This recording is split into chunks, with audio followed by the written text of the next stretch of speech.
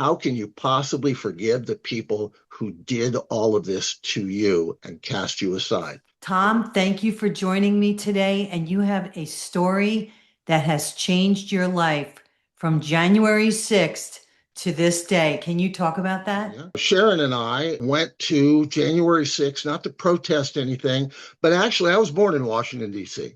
So it was a little bit of a homecoming. And we went to hear a sitting president make his final address to the nation.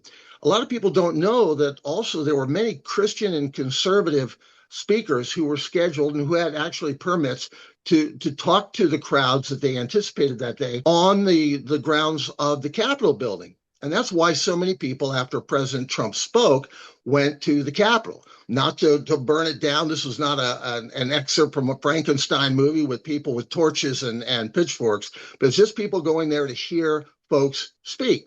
And so Sharon and I, and it was a very cold day, Sharon and I went down to the Capitol building, never even went on the Capitol grounds until people said, hey, well, Congress is gone.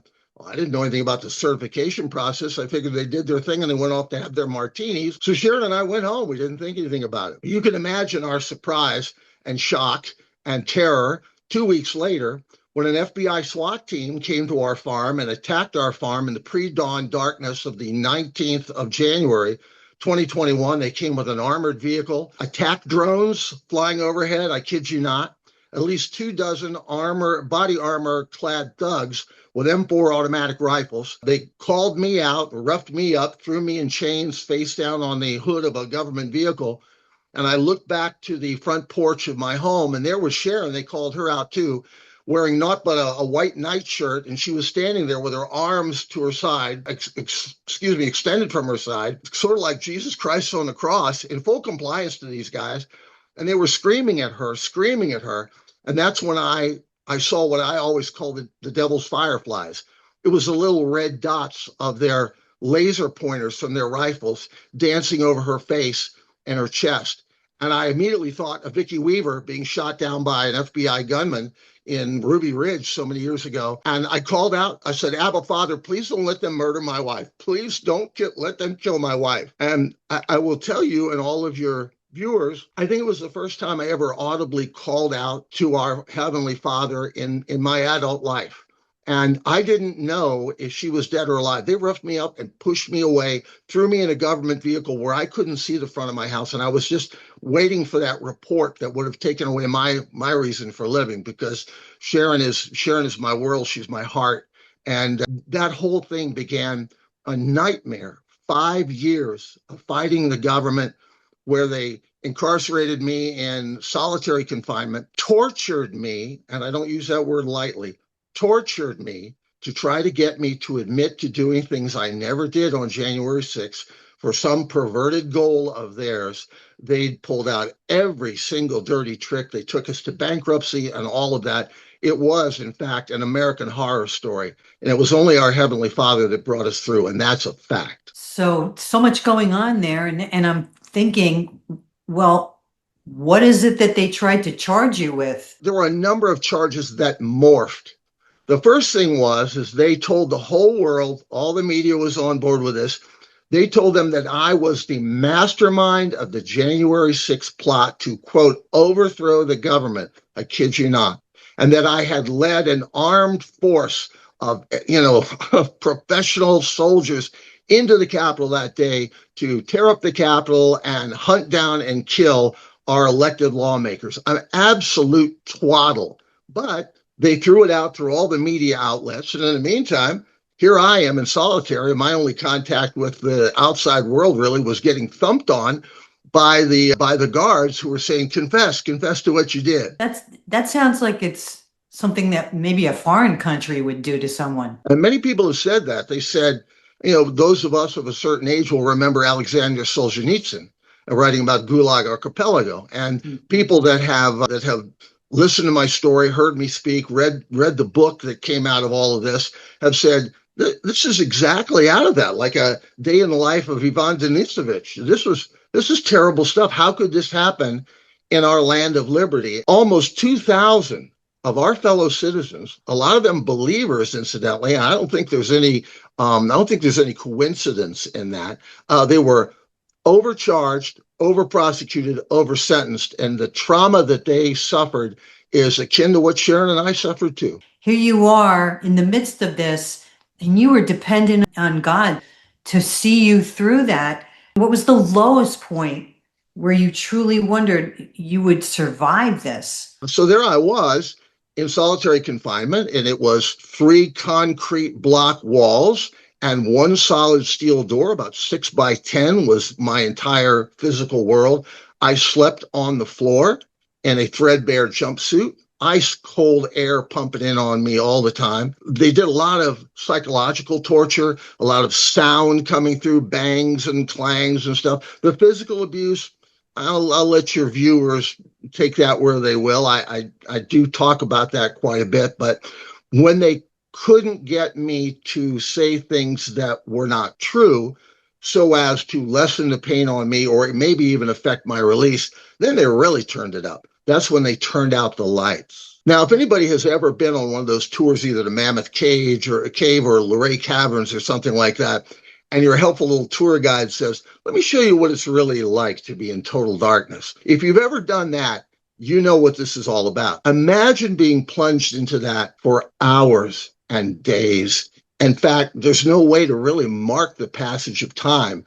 Time, as we understand it, just goes away. And that was probably the lowest time when we thought there was absolutely no chance of changing this paradigm. Did you think you were going to be staying there like for good? I did. And I thought with the abuse that was happening, I thought I would die in prison. I'm a disabled veteran. I don't talk about that. That's not the first thing that comes into the room when I meet people, but my body is pretty well torn up from my honorable active duty service. I served 2 decades as a Navy officer around the world, wherever they wanted to send me.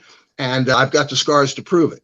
And my body is held together with pins and rods and screws, and I am dependent upon a very unique mixture of prescriptions, notions, potions, and lotions that keep me going. And the very first thing they did was deny me all of those.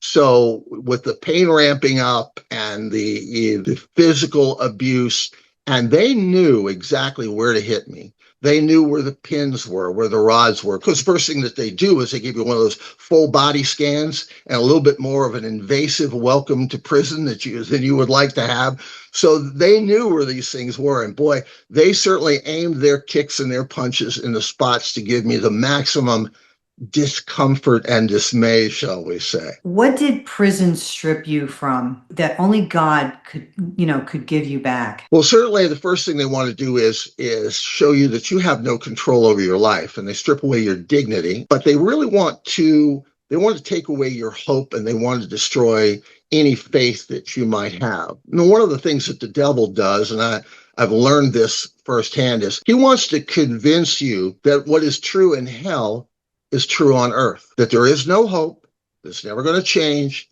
that, when you've been here for 100 centuries, you will not have been here 1 second less than you will actually spend here. And that is the key. And I think that they knew that it was my faith that was very important to me. One of the reasons is I was able to speak to Sharon periodically. That steel door that I described, that I call the capstone of my tomb, they would put a janky little metal cord through with a dirty little handset, kind of reminiscent of the old style payphones at a gas station that you find out in the country somewhere. And I was just able to balance on my knees and have a phone conversation with Sharon. And what she was trying to do the most, and she was so terrified and so worried about me, was to try to encourage me with the word. We would pray together. She would read scriptures to me. And something that's very distasteful is when those calls were concluded, the guards would take great joy in mocking my faith and saying things like, oh, so your sky daddy's going to take care of you, huh? Not in here, he's not. When I did finally convince one guard late one night to bring me a copy of the tattered New King James Version of the Bible, it was like food in the desert. It was like manna. And I've told this story to some close friends, but I flopped down on the ice cold concrete, which was my combination bed and prayer closet. And the thing that was running through my head was, nobody knows. Nobody knows what's going through my mind and my life and my body as I felt my strength and my energy ebbing away, and I didn't see an end to this. And I just let the holy book open where it may. I just let the pages part, and my eyes fell upon Psalm 109. The mouths of the wicked and the mouths of the deceitful are open against me. They speak of me with a lying tongue. And it hit me like a diamond fired from a rifle, boom, between the eyes, as if God was saying, nobody knows what you're going through. Are you sure? And to me, it was a sign that he knew. And now I had a tool. I had a weapon against these people, as long as I could get them to not take it away from me. And I devoured the words in that book. And I will tell your viewers, look, I always considered myself to be a Christian. There was so much in the Bible that I was never exposed to. But when I was focused in my pain and my desire to know, it's as if I was led to passages that were the most helpful and the most strengthening for me. And Sharon was a big part of this. I tell people, if you want to be happy for the rest of your life, make a Christian woman your wife. From my personal point of view, get a Sunday school teacher to marry you. And I did. So Sharon was very helpful. And she reminded me, she said, look, we got to keep praying. But remember about Philippians, I guess it's Philippians 4, 6, and 7. It's okay to come to God and present your request, but do so with thanksgiving, because so many Christians, and I'm guilty of it too, I had turned my quiet time with God into the presentation of a honeydew list. God, this is what I need from you, as opposed to, let's have a conversation. So here I am, I'm bleeding from places that little boys are not supposed to bleed from. I'm beaten down. I feel everything just flowing out of me. How much life do I have left? And it's true. I really felt that I was going to die in there. And I said, all right, how do I come to the Lord with thanksgiving? What do I have to be thankful for in this cruddy place, in this man-made hell? And I said, oh, I've got it. First of all, Lord, thank you very much. They haven't beaten the tar out of me today. Of course, the day ain't over yet. And thank you for the marvelous years that I've had with Sharon. She is my heart. She's the angel that you sent to me. And from that point on, people will think this is crazy.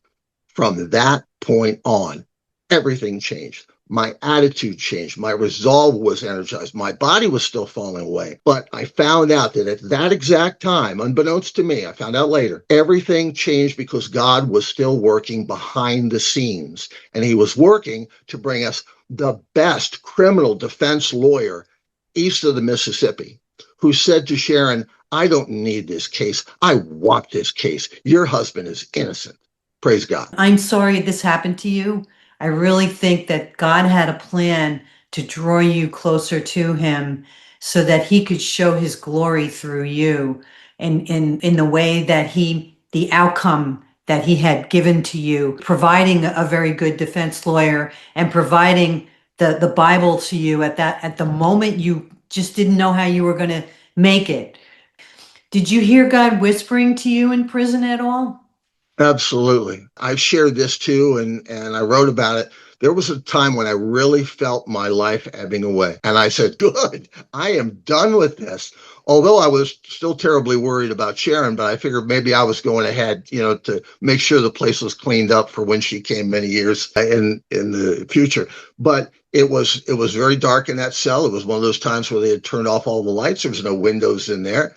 And people will say this is crazy. I could have written 100 pages on laying there on the floor, unable to move, and seeing a light in that space with me. And it wasn't those flickery overhead light bulbs that would come on from time to time. It was the glory of God. And it sort of enveloped me. And I'm thinking, okay, I'm ready to go. This is it. This is it. But that wasn't it. And everybody knows, if you're sitting in a room, if you're sitting in a chair, if you're sitting somewhere and you have your eyes closed, you can feel when somebody is next to you. Even if you don't open your eyes, even if you're so sick you can't possibly move in your hospital bed, you know. And he was there, and he took me in. I still had a lot of torture to go through in that place. And just because we got a good lawyer doesn't mean that everything got rosy. No, it was a little victory to finally get out of there. but he revealed himself to me and he said, it's almost like you said, you're on the right track. You're doing the right thing. Believe, have faith. And it's like he dropped a nickel in my back and turned the key. He says, okay, let's see what you're going to do now. Do you still have faith? Do you still have hope? Can you go forward the way I would like you to? Or are you going to succumb? And I will tell you that even if I had tried to get those bad people to stop doing bad things to me by confessing to things that I never did, first of all, people need to know when you do something like that and you do a plea deal, you have to swear that what you're saying is the truth. To me, that's blasphemy. If I swear to something that's not true, that's an affront to God. I can't do that. So I'm going to make you happy, hoping that you're going to stop kicking me in the groin, and I'm going to flip off God? I don't think so. I know what my choice was going to be.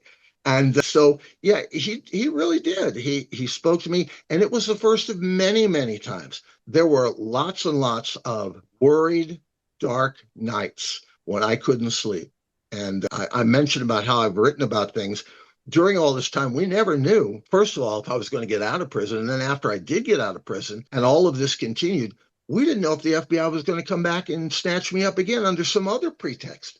And would they pull the trigger this time? So I was writing down what I was feeling and what I experienced, especially in that tomb, in that terrible prison keep, and what God was doing for me, because I thought it might be the last words that the world would ever hear from me before my life was taken away. Did they try to take away the writings? Funny you should mention that. I learned to, when I was in prison, hide away some of the pages, because they did do that. When they would chain you, anytime I was out of the cell, there was double handcuffs in the front, chained to a waist chain, and then slave shackles on my ankle to shuffle about 25 feet to what passed for a shower, a little phone booth kind of steel shower.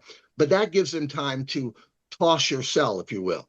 So they go through there, and if they find something that they don't think that you should have, they take it. So yeah, so they did do that. But I learned that there were some little nooks and crannies that you could put things in, and I learned to write very, very small. And sometimes, I don't know much of it anymore. I used to speak a little bit of Tagalog from the Philippines for my time there. And sometimes I would write certain passages as best I could, either phonetically or in correct printing of the Tagalog language. And I'm thinking, well, okay, they're going to look at that and they're not going to know what that is. So when you're in prison, you have your ways. So this is such a powerful story. And everybody, I just want to let you know, if you want to know the details, and there's so many details in the book, it's The Mounts of the Wicked, a true January 6th story of corruption, persecution, survival, and victory. So where can they get this book and find out more about you? Well, the book is available in paperback and also ebook at puffinpublishers.com. That's the gallant little publishing house that put this book out. Puffin, like the seabird. Puffin publishers.com, bookbaby.com, and now it's also available on amazon.com. And what would you like to leave my audience with today? What I'd like to tell them is there is so much more to this story than just the evil that was done to us. And I would say that what I tried to do initially was to make a record of what was actually happening and all the bad things that were done, including a kangaroo court trial that we went through.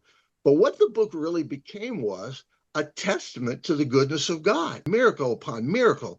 People who would reach out to us from all across the country who heard about our plight and just were so selfless, and they were ministering to us as we fought through it. And every time I turned around, I thought I couldn't go a little bit farther. There was another victory provided by the Lord. And people need to know, yes, President Trump came out and he basically gave pardons to people, and I did receive that. But our victories began before. I was the first person to ever be found not guilty of anything in a January 6th trial in Washington, D.C. That was delivered by the Lord.